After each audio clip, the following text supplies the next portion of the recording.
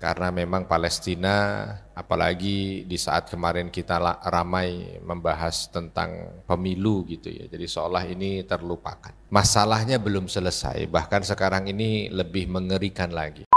Bahkan sekarang makin membabi buta, mereka ingin menghancurkan juga itu kamp pengungsi yang ada di Rafah. Ya. Mereka sudah menyiapkan segala pasukan mereka dan ini memicu ketegangan yang ada di perbatasan antara Palestina dan Mesir. Kondisi itu sedang makin rumit, ya, makanya kemarin Presiden Amerika datang ke Jordania. Tentu kita tahu tidak akan mungkin dia datang ke satu daerah kecuali kalau itu tidak dalam urusan yang penting gitu kan, karena tidak ada acara pertemuan apapun. Diawali ketika kamp tentaranya Amerika yang ada di Jordania itu diserang. Karena memang kondisinya juga bukan ringan untuk orang-orang Israel. Kondisi yang seperti ini juga membuat mereka berat karena mental mereka tidak sekuat mental orang-orang Gaza. Ketika ada tekanan-tekanan sedikit, nah, mereka ketakutan itu jauh lebih berat dibanding dengan rudal-rudal yang mereka jatuhkan untuk sahabat-sahabat kita di Gaza.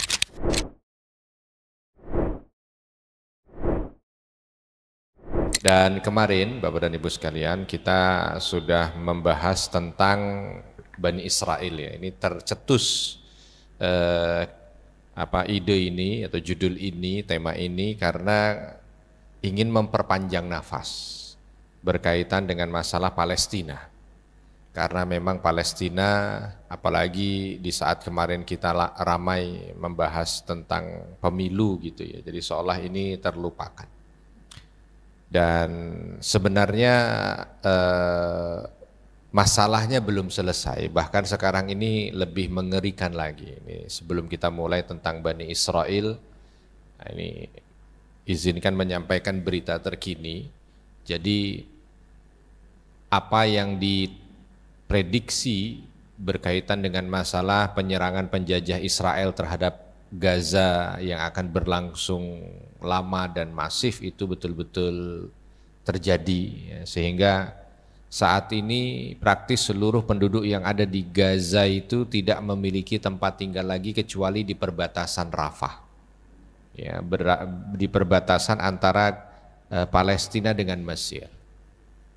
Bahkan sekarang makin membabi buta, mereka ingin menghancurkan juga itu kamp pengungsi yang ada di Rafah. Ya. Mereka sudah menyiapkan segala pasukan mereka, ya, dan ini memicu ketegangan yang ada di perbatasan antara Palestina dan Mesir. Sehingga kemarin kekuatan militer Mesir pun harus berjaga di daerah seputaran Rafah. Ya.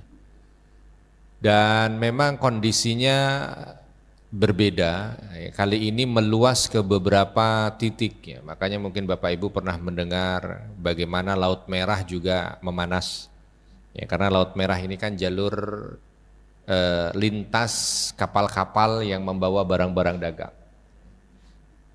Beberapa negara yang mereka itu menentang penjajahan Israel itu melancarkan beberapa aksi di seputaran Laut Merah.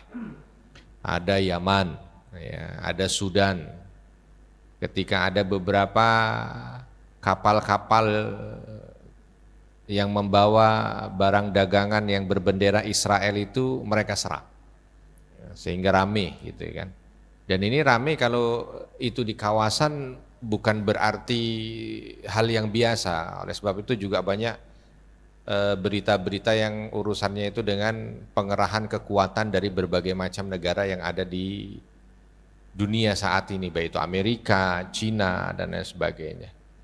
Ya, wallahu a'lam nanti apa dan bagaimana ke depannya, tetapi memang saat ini sedang kondisi itu sedang makin rumit. Ya, makanya kemarin Presiden Amerika datang ke Jordania. Ya, tentu kita tahu tidak akan mungkin dia datang ke satu daerah kecuali kalau itu tidak dalam urusan yang penting gitu kan, karena tidak ada acara pertemuan apapun. Diawali ketika kamp tentaranya Amerika yang ada di Jordania itu diserang. Ya, diserang oleh senjata drone yang datang dari Irak. Dan banyak yang mati dari tentara-tentara Amerika di kamp militer mereka yang ada di Jordan. Yang jelas apapun itu, mudah-mudahan Allah Subhanahu wa taala patahkan makar penjajah ini sehingga Palestina merdeka. Ya, karena memang kondisinya juga bukan ringan untuk orang-orang Israel. Kondisi yang seperti ini juga membuat mereka berat, ya, karena mental mereka tidak sekuat mental orang-orang Gaza. Ya. Mental mereka tidak setangguh orang-orang Gaza. Jadi ketika ada tekanan-tekanan sedikit, nah mereka ketakutan itu jauh lebih berat dibanding dengan rudal-rudal yang mereka jatuhkan untuk sahabat-sahabat kita di Gaza. Sehingga doa-doa juga jangan putus, ya, tetap didoakan untuk sahabat kita. Mereka masih sangat sulit ya, di musim, bukan puncak musim dingin ya, tetapi dengan izin Allah alhamdulillah tahun ini di seputaran Syam itu sampai dengan bulan Februari hampir akhir ini, pertengahan hampir akhir itu tidak ada gejala turun salju. Ya, sehingga ini seolah pertolongan dari Allah tersendiri juga. Ya, ada sedikit pertolongan yang membuat suhu di sana itu relatif mendukung. Ya, makanya banyak orang-orang di sana ini kok tumben, ya, tidak biasanya. Biasanya itu selalu puncak dingin itu terjadi, terus salju tebal karena tahun kemarin aja salju luar biasa juga tebal. Nah, ini tidak ada sama sekali. Ya. Mereka mengambil kesimpulan mungkin karena ini adalah doa dari sahabat-sahabat yang ada di Gaza. Karena kalau salju turun dalam kondisi tidak punya rumah, ya, karena bombardir penjajah Israel tuh sungguh sangat biadab gitu ya. Masjid Istiqlal juga kan termasuk yang atau Masjid Indonesia yang ada di Gaza juga termasuk yang tidak luput dari pemboman Israel gitu kan, dan lain sebagainya. Nah, ini tentu berat, tapi alhamdulillah dengan izin Allah seolah alam mendukung, ya, seolah alam mendukung. Ya itulah. Jadi ini latar belakang kenapa kita membahas tentang Bani Israel, ya. Sehingga mungkin di antara para asatidz, para ustadz, para guru, para kiai yang datang ketika menyampaikan materi mungkin tidak langsung bersinggungan dengan Palestina sehingga tidak mengingatkan kita, ya, maka materi ini sebenarnya difungsikan untuk mengingatkan kembali. Jadi menyertakan Palestina itu dalam doa-doa terbaik kita, dalam doa-doa mustajab kita, apalagi ini di hari Jumat alhamdulillah nanti disampaikan atau disertakan ya, di saat kita banyak menyampaikan sholawat, banyak beristighfar, itu diantaranya adalah doa untuk sahabat-sahabat kita yang ada di Palestina, karena memang Masya Allah luar biasa, bukan kondisinya meringan tidak, tetapi tetap pada posisi genting, ya, berat, wabil khusus untuk sahabat-sahabat kita yang ada di Gaza. Dan info terkini juga bahwa penjajah Israel ini mencoba untuk melancarkan serangan-serangan ke beberapa daerah lain yang belum mereka kuasai.